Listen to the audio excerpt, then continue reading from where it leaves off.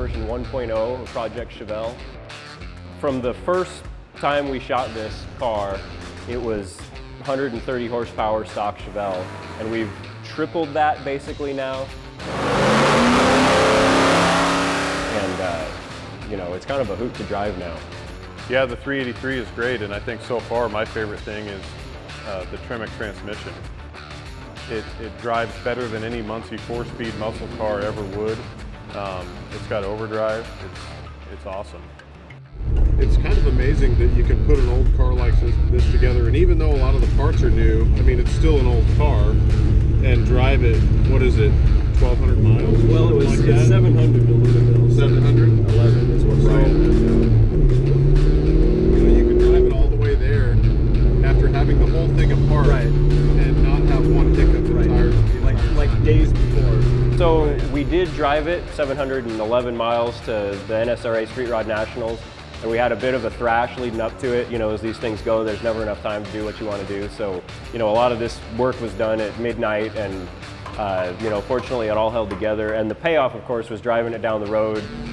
You know, there's nothing better than crossing the country in an old car. It gave us no trouble at all. You know, we didn't add any fluid or turn any wrenches, and you know, had a blast. Driving-wise, compared to the way it was, what we started with to what we've got now, it's a completely different car. You know, it still kind of looks the same, but it's sitting on a new suspension.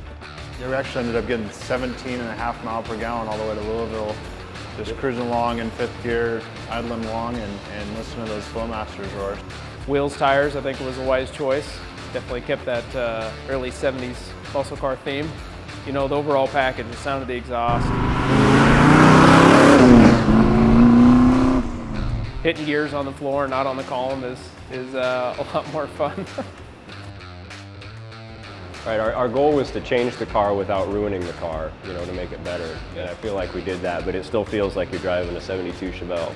You know, you still have an AM radio, and it, you know, all the pieces are in the right place. They're just a little bit better now. The hardest thing for me was to actually change some of it because it was such a cool car at first. But then right after we change it and we go drive it and realize the benefits of the new parts, it's a no-brainer. You want to put a suspension like this on a car that's 45 years old. You know, you want to put a modern overdrive transmission in it, and you know, all the new stuff that we did, it just makes it 10 times more fun to drive.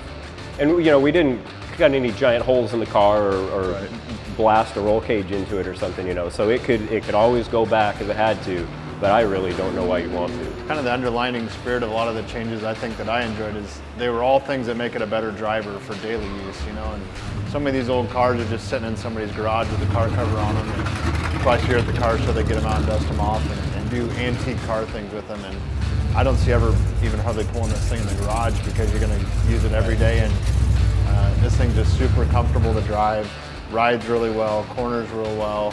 I wouldn't mind driving it every day if I had one around. All right, well, thanks everybody for watching. This has been a lot of fun, and you know, the fun's not over. We've got more projects we want to do on this car. You know, it's kind of a rolling test bed at this point, so you know, there's plenty more to come. So thanks for tuning in. Keep your suggestions rolling in. You know, we're happy to hear what you guys think and what you want to see us do here. So until next time, thanks for watching.